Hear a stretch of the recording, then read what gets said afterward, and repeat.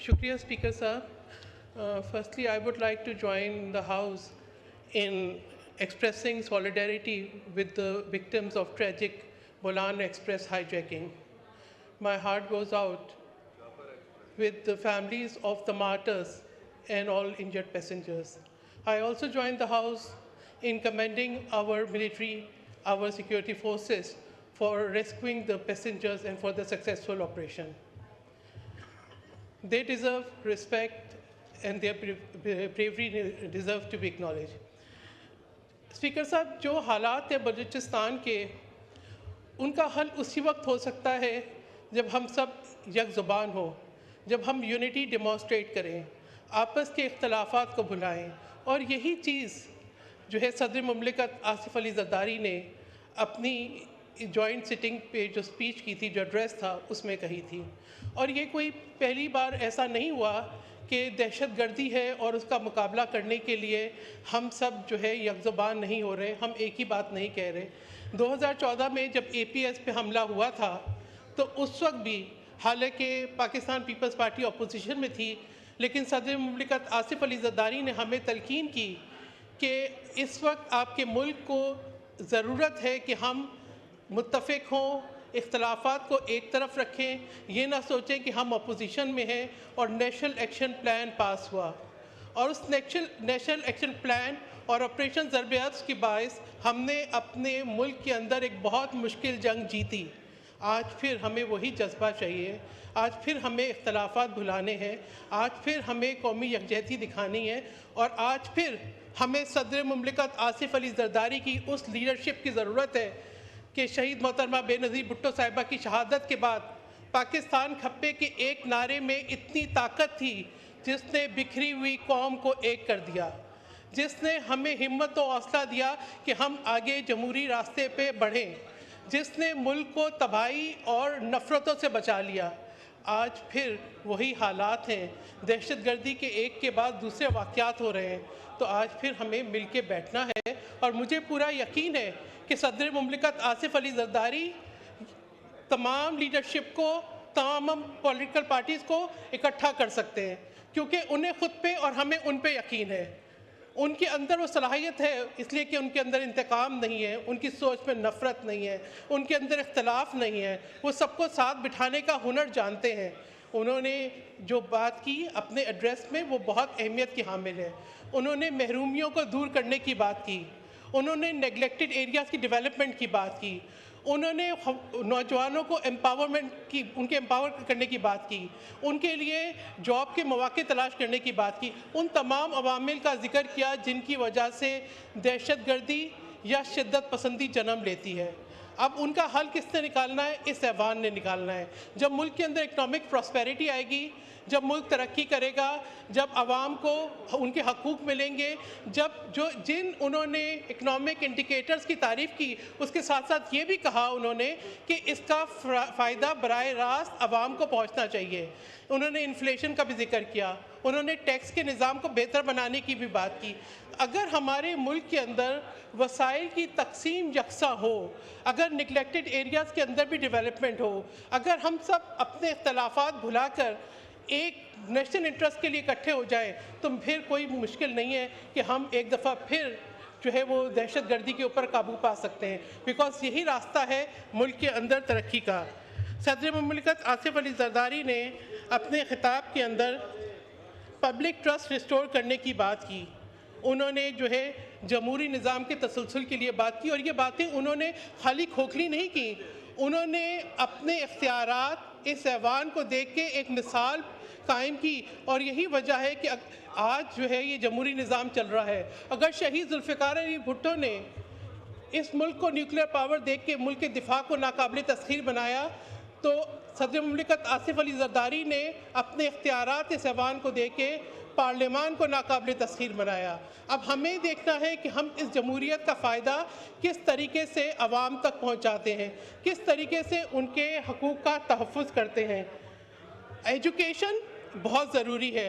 अगर हम अपने نوجوانوں کو، اپنے بچوں کو، آؤٹ آف اسکول چلڈرن کو تعلیم دیں تو ان کے اندر شعور ہوگا. اگر خواتین کو ایجوکیشن دیں تو یقیناً شدت پسندی کے اندر جو ہے کمی آئے گی. لیکن بات یہ ہے کہ کیا ہم نے اپنے وسائل ان شعبوں کے اندر اسی طریقے سے ایلوکیٹ کر رہے ہیں؟ کیا ملک واقعی پراسپر کر رہا ہے؟ انہوں نے جب پراسپیرٹی کی اور اکنامک ڈیولپمنٹ کی بات کی تو ایگریکلچر کی بات بھی کی. لیکن کیا ہماری ایگریکلچر کی پالیسیز ایسی ہیں؟ مجھے افسوس کے ساتھ کہنا پڑ رہا ہے اسپیکر صاحب کہ ہماری ایگریکلچر کی پالیسیز ایسی ہیں کہ 2024 سے ایک چیلنجنگ وقت ہمارے اوپر آیا ہے. پہلے گندم امپورٹ ہو گئی جس کی وجہ سے جو ڈومیسٹک گروورز ہیں وہ اپنے جو ہے وہ بیسک جو انویسٹمنٹ ہے وہ بھی ریکور نہیں کر سکے. اس کے بعد جو ہے کلائمیٹ چینج کا ایشو آیا اور کپاس کے اوپر مجھے نہیں سمجھ میں آیا کہ کون یہ پالیسیز بناتا ہے کہ ڈومیسٹک پروڈکشن کے اوپر 18% جو ہے وہ سیلز ٹیکس ہے جس کی وجہ سے امپورٹ کو جو ہے ترجیح مل رہی ہے, امپورٹ سستی پڑ رہی ہے اور ڈومیسٹک پروڈکشن جو ہے وہ ضائع جا رہی ہے. اسی طریقے سے اب اگر ہم دیکھیں ابھی سپورٹ پرائز گندم سے جو ہے وڈرا ہو گئی تو کس طریقے سے جو ہے وہ ایکسپینسز جو ہے وہ ریکور ہوں گے. جب حکومت جو ہے کھاد کی, بیج کی, انپٹس کی, فرٹیلائزرز اور جو ہے فیول کی پرائز ریگولیٹ کرنے میں ناکام ہے تو پھر کس طریقے سے ہم جو ہے گاؤں دیہاتوں میں ترقی کریں گے, کس طریقے سے ہم آگے لے کے چلیں گے. صدر مملکت نے محرومیوں کو کم کرنے کی بات کی تو پھر انہوں نے کینالز کے اوپر بھی بہت اہم بات کی کہ ایسی کینالز جو کہ ایک صوبے کے ہرے بھرے کھیتوں کو بنجر کر دے, وہ ایسی کینالز پہ کی اجازت نہیں ہو سکتی. ایسی کینال کے لیے ہم تسلیم نہیں کر سکتے.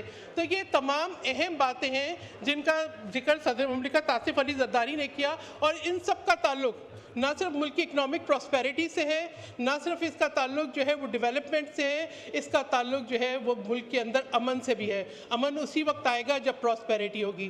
صدر مملکت نے ایک اور اہم بات جو کی وہ سی پیک کی گوادر پورٹ کی. جب سی پیک اور گوادر پورٹ کا ذکر آئے گا تو بلوچستان کا ذکر آئے گا.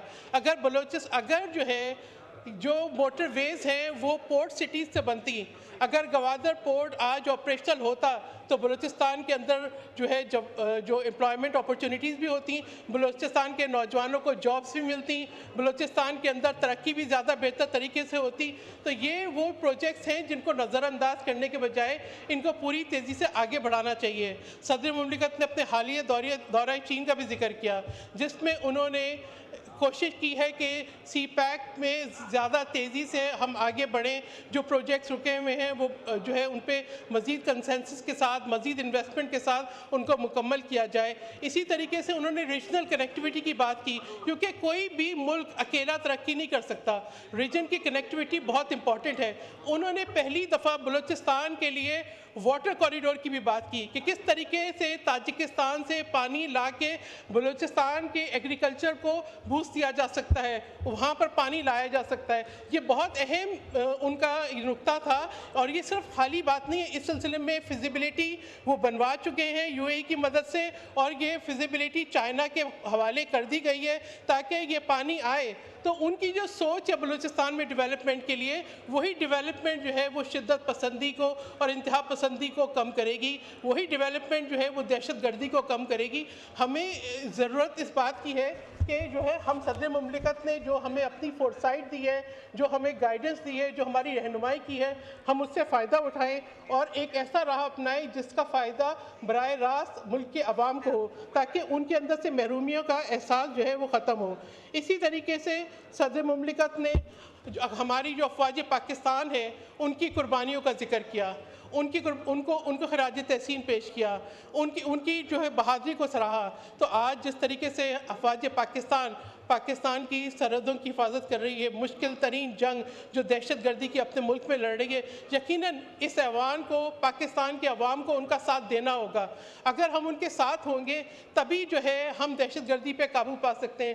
ضرورت اس بات کی ہے کہ سیاسی معاملات کا سیاسی حل نکالا جائے, بااختیار بنائے جائے سیاسی قیادت کو، تاکہ وہ سیاسی طور پہ انگیج کریں، تاکہ جو ہے بلوچستان کا جو مسئلہ ہے وہ سیاسی انگیجمنٹ کے ذریعے اس کا حل نکلے۔ اس کے ساتھ ساتھ سیکیورٹی فورسز جو ہیں وہ اپنی جو کارروائیاں ہیں دہشت گردی کو ختم کرنے کے لیے وہ کریں۔ جب اکٹھے ملیں گے تبھی ملک سے جو ہے وہ دہشت گردی ختم ہوگی۔ بالکل جیسے کہ چیئرمین بلاول بھٹو زرداری نے بھی کہا کہ نیشنل ایکشن پلان کو فعال کرنے کی ضرورت ہے، بلکہ نیشنل ایکشن پلان 2 کی ضرورت ہے، کیونکہ جب نیشنل ایکشن پلان بنا تھا تو وہ اس وقت مذہبی انتہا پسندی کے لیے تھا، لیکن اب ہم دیکھ رہے ہیں کہ بہت سارے دوسرے عوامل بھی ہیں۔ یقیناً بلوچستان میں انسرجنسی بھی ہے، وہاں پہ ٹیررزم کی مختلف صورتحال ہے، تو ہمیں اس ایوان کو ایک دفعہ پھر بیٹھنا ہوگا، اپنے اختلافات بھلا کے اور کنسنسس کے ساتھ نیشنل ایکشن پلان 2 پہ عمل کرنا ہوگا۔ اور ہمیں یقین ہے کہ اگر سیاسی قیادت بیٹھ جائے مل کے، ایک ارادہ کر لے، تو پھر پورے ملک کے اندر سے دہشت گردی کو ختم کیا جا سکتا ہے۔ لیکن کیا ہم اس بات کے لیے تیار ہیں؟ یہ ایک بہت اہم سوال ہے اور بہت ضروری سوال ہے۔ آخر میں یقیناً میں جب صدر مملکت کی بات کروں گی تو میں یہ کہوں گی کہ انہوں نے نہ صرف جو ہے وہ جمہوریت کو بحال رکھا ہے، بلکہ میں یہ سمجھتی ہوں کہ جس طریقے سے انہوں نے آئین کو بحال کیا، جس طریقے سے جمہوریت کو استحکام دیا، جس طریقے سے اپنے اختیارات اس ایوان کو دیے، تو میں یہ کہتی ہوں کہ جو ہے اور اس ایوان کی طرف سے بھی کہ وہ محسن جمہوریت ہیں۔ انہوں نے نہ صرف وہ محسن جمہوریت ہیں بلکہ ان کے اندر یہ صلاحیت ہے کہ پاکستان کو ترقی اور پراسپیرٹی کی راہ پہ گامزن کریں۔